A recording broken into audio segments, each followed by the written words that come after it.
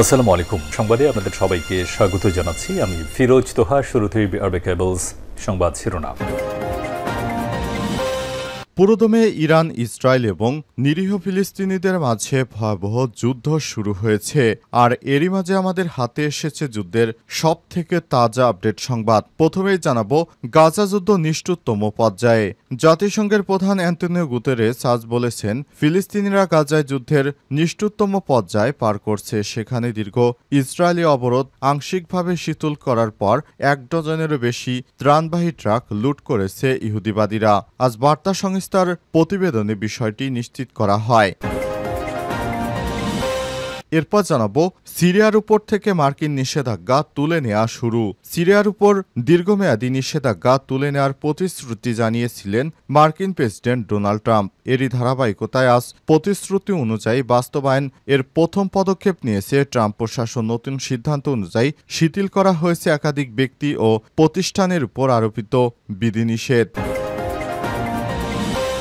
এদিকে সন্ত্রাসী হামলায় আমাদের ২০,০০০ নাগরিক নিহত, জাতিসংঘে বলল ভারত। পেহেলগামে হামলার পর উত্তেজনার ২ সপ্তাহের মধ্যে সংঘাতে জড়ায় ভারত ও পাকিস্তান। ভারতের যুদ্ধবিমান ধ্বংস এবং উভয় দেশের ড্রোন ও সামরিক ঘাঁটি ক্ষতিগ্রস্তের পাশাপাশি নিহত হয় ২ দেশের অর্ধশতাধিক সামরিক বেসামরিক নাগরিক। এমন পরিস্থিতিতে ২ দেশই জাতিসংঘে তাদের প্রতিনিধি দল পাঠিয়েছে।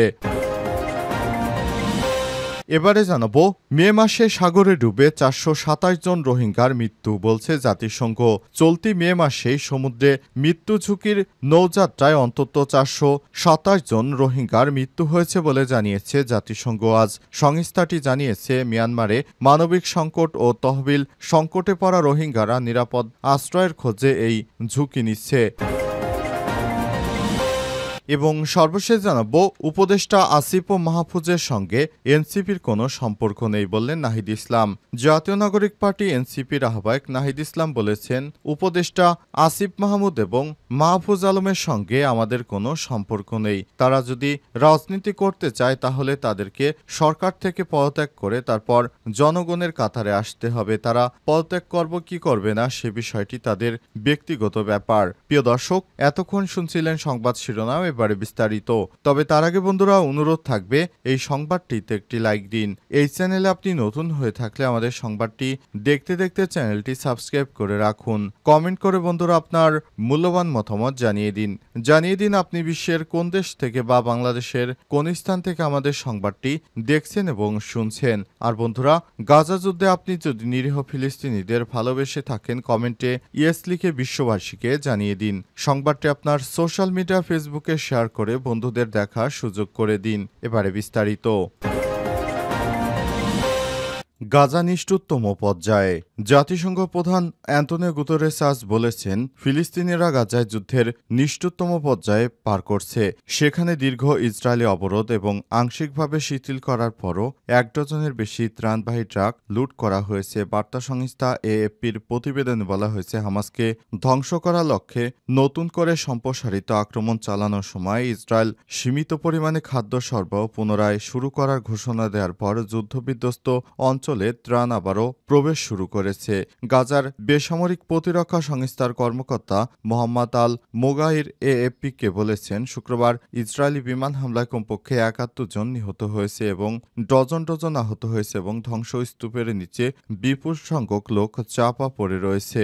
জাতিসংঘ প্রধান অ্যান্টোনিও গুতেরেস বলেছেন, গাজার ফিলিস্তিনিরা এই নিষ্ঠুর সংঘাতের সব থেকে বেশি নিষ্ঠুরতম পর্যায়ের মধ্য দিয়ে পার করছেন। তিনি আরও বলেছেন, ইসরায়েলকে মানবিক সাহায্য প্রবেশের অনুমতি এবং সুবিধা প্রদানে সম্মত হতে হবে। তবে তিনি সমস্যাগুলোর দিকে ইঙ্গিত করে বলেছেন, সাম্প্রতিক দিনগুলোতে গাজায় প্রবেশের জন্য প্রায় ৪০০ ট্রাক প্রবেশের অনুমতি দেওয়া হলেও মাত্র ১১৫টি ট্রাক প্রবেশ করতে সক্ষম হয়েছে। বাকিগুলো ইহুদিবাদীরা প্রবেশ করতে দেয়নি। তিনি এক বিবৃতিতে বলেছেন, যাই হোক, এখন পর্যন্ত অনুমোদিত সমস্ত সাহায্য ১ চা চামচ সাহায্যের সমান।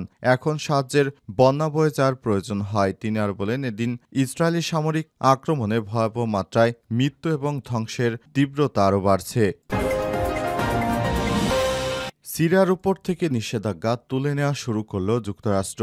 সিরিয়ার উপর দীর্ঘমেয়াদী নিষেধাজ্ঞা তুলে নেওয়ার প্রতিশ্রুতি জানিয়েছে মার্কিন প্রেসিডেন্ট ডোনাল্ড ট্রাম্প। এরই ধারাবাহিকতায় প্রতিশ্রুতি বাস্তবায়নে প্রথম পদক্ষেপ নিয়েছে ট্রাম্প প্রশাসন। নতুন সিদ্ধান্তে শিথিল করা হয়েছে একাধিক ব্যক্তি ও প্রতিষ্ঠানের উপর আরোপিত বিধিনিষেধ। আজ এক প্রতিবেদনে এই তথ্য জানিয়েছে কাতার ভিত্তিক সংবাদ মাধ্যম আল জাজিরা। এর আগে গত 13 মে সিরিয়ার সাবেক নেতা বাশার আল আসাদের আমলে আরোপিত নিষেধাজ্ঞাগুলো আকস্মিকভাবে তুলে নেওয়ার ঘোষণা দেন ট্রাম্প প্রশাসন। সেই প্রতিশ্রুতির ধারাবাহিকতায় আজ মার্কিন ট্রেজারি বিভাগ এবং স্টেট ডিপার্টমেন্ট একযোগে বেশ কয়েকটি পদক্ষেপ গ্রহণ করেছে। ট্রেজারি বিভাগ এক বিবৃতিতে জানিয়েছে ট্রাম্পের আমেরিকা ফার্স্ট কৌশলের সঙ্গে সামঞ্জস্য রেখে এই পদক্ষেপ নেওয়া হয়েছে। এর ফলে সিরিয়ায় বেসরকারি খাতে বিনিয়োগের নতুন সুযোগ তৈরি হয়েছে। ঘোষণা অনুযায়ী স্টেট ডিপার্টমেন্ট 2019 সালে সিরিয়া সিভিলিয়ান প্রোটেকশন অ্যাক্টের আওতায় জারি করা একটি গুরুত্বপূর্ণ ছাড়পত্র। এর ফলে আঞ্চলিক অংশীদাররা সিরিয়ার সঙ্গে যোগাযোগ স্থাপন করতে পারবে। ট্রেজারি সেক্রেটারি স্কট বেসেন্ট বলেছেন, প্রেসিডেন্ট ট্রাম্প যে প্রতিশ্রুতি দিয়েছেন সেটি বাস্তবায়নের অংশ হিসেবে এবং সিরিয়ায় নতুন বিনিয়োগ উৎসাহিত করার উদ্দেশ্যে এই অনুমোদনগুলো দেওয়া হয়েছে। সন্ত্রাসী হামলায় আমাদের 20,000 নাগরিক নিহত হয়েছে জাতিসংঘে ভারত। পেহেলগামে হামলার পর উত্তেজনায় 2 সপ্তাহের মতো সংঘাতে জড়ায় ভারত ও পাকিস্তান। ভারতের যুদ্ধবিমান ধ্বংস ও উভয় দেশের ড্রোন ও সামরিক ঘাঁটি ক্ষতিগ্রস্তের পাশাপাশি নিহত হয় 2 দেশের অর্ধশতাধিক সামরিক বেসামরিক নাগরিক। এমন পরিস্থিতিতে সংঘাতে একে অপরের উপর চালানো অভিযানকে সঠিক প্রমাণ করতে মরিয়া দক্ষিণ এশিয়ার দেশ দুটি এ নিয়ে উভয় দেশের মধ্যেই বিশ্বের কাছে তাদের কৃতিত্ব তুলে ধরতে গঠন করেছে প্রতিনিধি দল। এছাড়াও জাতিসংঘেও নিজেদের সেরা প্রমাণে অটল ভারত ও পাকিস্তান। আজ ভারতীয় গণমাধ্যম এনডিটিভির প্রতিবেদনে বলা হয়েছে, সন্ত্রাসী হামলায় গত 4 দশকে তাদের 20,000 নাগরিক নিহত হয়েছে বলে জাতিসংঘে মন্তব্য করেছে ভারতের রাষ্ট্রদূত পারবাথানি হরিশ। আর এজন্য পাকিস্তান মদতপুষ্ট সন্ত্রাসবাদকে দায়ী করেছেন তিনি। উত্তেজনার মধ্যে পাকিস্তানের সঙ্গে দীর্ঘদিনের সিন্ধুপানি চুক্তি বন্ধ করে দেয় ভারত। এই প্রসঙ্গে পাকিস্তানের প্রতিনিধি জাতিসংঘে বিষয়টি উপস্থাপন করে বলেন, পানি জীবনযুদ্ধের জন্য কোনো অস্ত্র নয়। এরপরই ভারতীয় দূত পাকিস্তানের তীব্র সমালোচনা করে বলেছে, সন্ত্রাসের বিশ্বব্যাপী কেন্দ্রস্থল পাকিস্তান। যতক্ষণ না আন্তঃসীমান্ত সন্ত্রাসবাদের প্রতি সমর্থন বন্ধ করে ততক্ষণ পর্যন্ত 65 বছরের পুরনো চুক্তি স্থগিত থাকবে। এ সময় গত 4 দশকে সন্ত্রাসী হামলায় 20,000-এর বেশি ভারতীয় নিহত হয়েছে বলে উল্লেখ করেছেন তিনি। এ সময় হরিশি আরও বলেন, ভারত 65 বছর আগে সৎ বিশ্বাসে সিন্ধু পানি চুক্তিতে প্রবেশ করেছিল। সেই চুক্তি বন্ধুত্বের সঙ্গে সম্পন্ন হয়েছিল। 6.5 দশক ধরে পাকিস্তান ভারতের 3টি যুদ্ধ এবং হাজার হাজার সন্ত্রাসী হামলা চালিয়ে এই চুক্তির চেতনা লঙ্ঘন করেছে। এই সময়কালে ভারত অসাধারণ ধৈর্য এবং উদারতা দেখিয়েছে। প্রথমেই জানাবো, উপদেষ্টা আসিফ ও মাহফুজের সঙ্গে এনসিপির কোনো সম্পর্ক নেই বললেন নাহিদ ইসলাম। জাতীয় নাগরিক পার্টি এনসিপির আহ্বায়ক নাহিদ ইসলাম বলেছেন, অন্তর্বর্তীকালীন সরকারের ছাত্র উপদেষ্টা আসিফ মাহমুদ ও মাহফুজ আলমের সঙ্গে এনসিপির কোনো সম্পর্ক নেই। তিনি জানিয়েছেন, তারা যদি রাজনীতিতে সক্রিয় হতে চান বা নির্বাচন করতে চান তবে তা সরকারের বাইরে গিয়েই করতে হবে। আজ রাজধানীর বাংলা মোটরে দলের কেন্দ্রীয় কার্যালয়ে এক অনুষ্ঠানে সব কথা বলেছেন নাহিদ ইসলাম। এ সময় তিনি আরও বলেন, যারা রাজনীতি করবে তাদেরকে অবশ্যই মাঠে নামতে হবে। নাহিদ আরও বলেছেন, তারা গণ অভ্যুত্থানের সময় প্রতিনিধি হিসেবে অন্তর্বর্তীকালীন সরকারে যোগ দিয়েছিলেন। আমিও সে সময় তাদের সঙ্গে ছিলাম। বর্তমানে তারা যদি রাজনীতিতে সক্রিয় হতে চান তাহলে সেটা সরকারের ভেতরে থেকে সম্ভব নয়। এ সময় তিনি আরও অভিযোগ করে বলেছেন, তাদের এনসিপির সঙ্গে যুক্ত করে একটি পরিকল্পিত অপপ্রচার চালানো হচ্ছে, যা তাদের হেয় প্রতিপন্ন করার চেষ্টা। এটি অত্যন্ত উদ্দেশ্যপ্রণোদিত। আমরা এর তীব্র প্রতিবাদ জানাচ্ছি।